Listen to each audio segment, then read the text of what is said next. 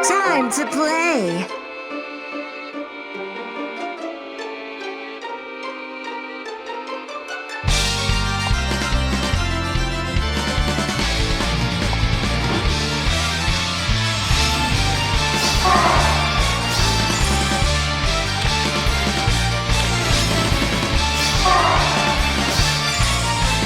Spring is spring. Let's go.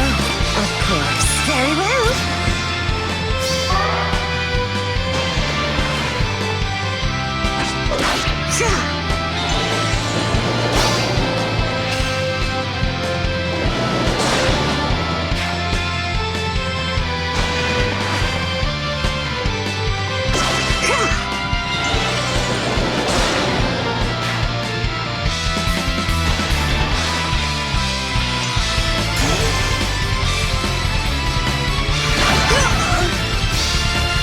Let's celebrate!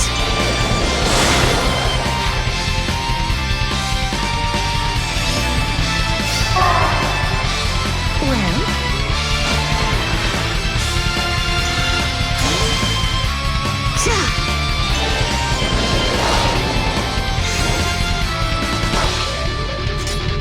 Time for a swim? Yes. Best wishes.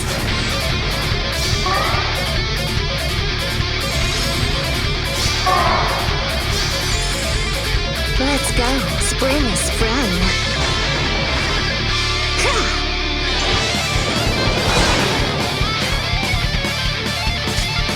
Alright, gotta cool off.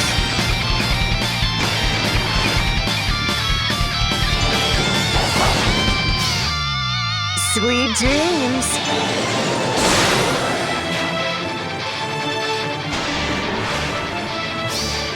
You're in my way.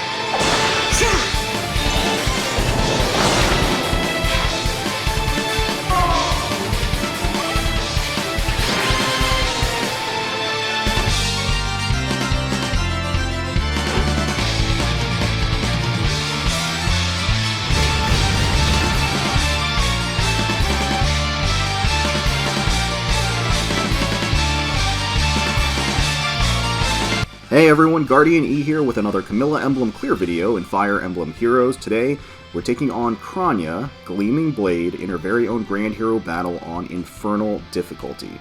So, straight out of Three Houses, we have Kronya here making her debut. She looks great, she looks like a really fun character to use, and of course we do get a free copy upon completion of this challenge map.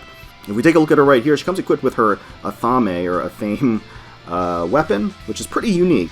Grants her res plus 3 at the start of combat. If her foe's HP has less than 100%, it gives her basically an attack speed boost during combat.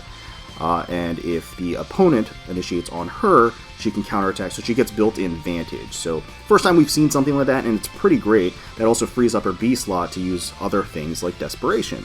As for the map itself, it's pretty easy. Pretty darn easy, and so that's why I decided to be a little bit unorthodox and try to go for a solo with Spring Camilla, and that's exactly what we did.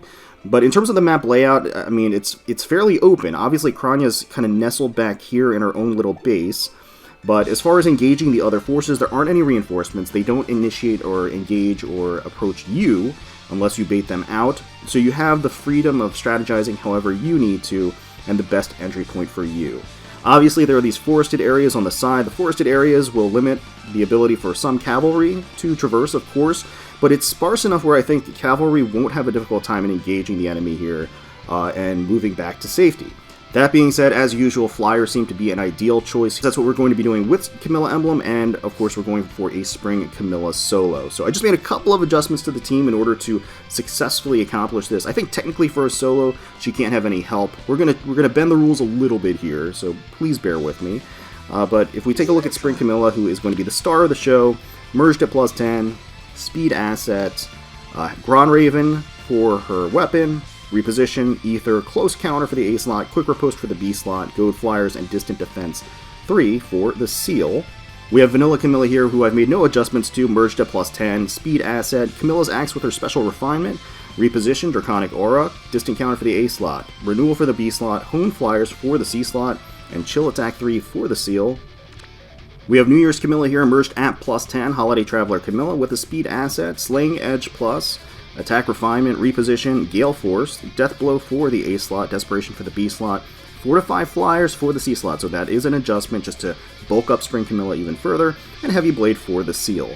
I've got to say that none of these loadouts really matter that much, and I'll focus on the ones that actually do. But Summer Camilla here has Blar Blade, Fury, Desperation, Reposition Draconic Aura, Goad Flyers for the C slot, and Drive Attack 2 for the Seal. And she's merged at +1 with an attack asset. So as far as the stats that actually matter, obviously all of Spring Camilla's kit matters. Having a unit with Drive Attack 2 along with the Goad Flyers matters, just because she needed a little bit more damage to be able to kill the red dragon there.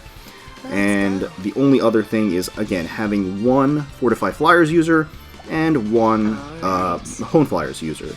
Now, of course, any variation of this, the other skills don't really matter technically in terms of attacking and defending, but at the same time they do manipulate the AI. So bear that in mind, that despite the other skills not really doing anything, they do actually kind of in the back end deal and change and manipulate how the computer reacts and engages and moves.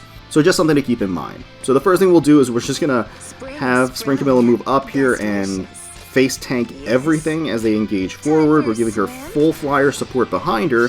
She's getting the Camilla Axe buffs, she's getting the Drive Attack buffs, she's getting the Goad Flyers buffs.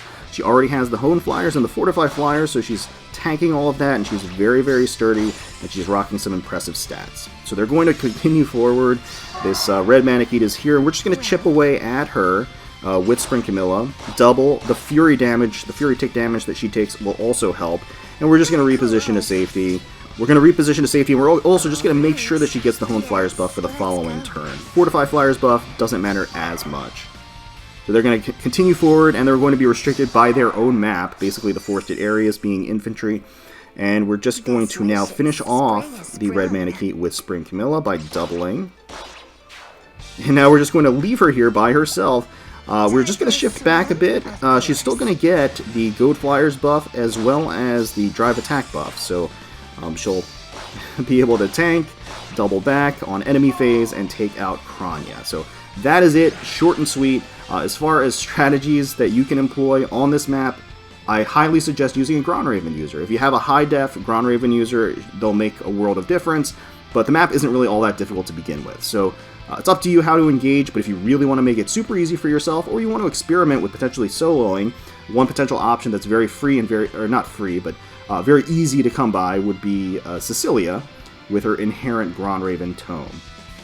So let me know in the comments below what strategies and teams you ended up using to clear this Grand Hero battle on Infernal difficulty. Hopefully you enjoyed, and if you did, please feel free to leave us a like, comment, and subscribe to the channel for more Fire Emblem Heroes content. We thank you all so much for watching, and taking some time out of your day to spend with us. And until next time, let's protect those skies.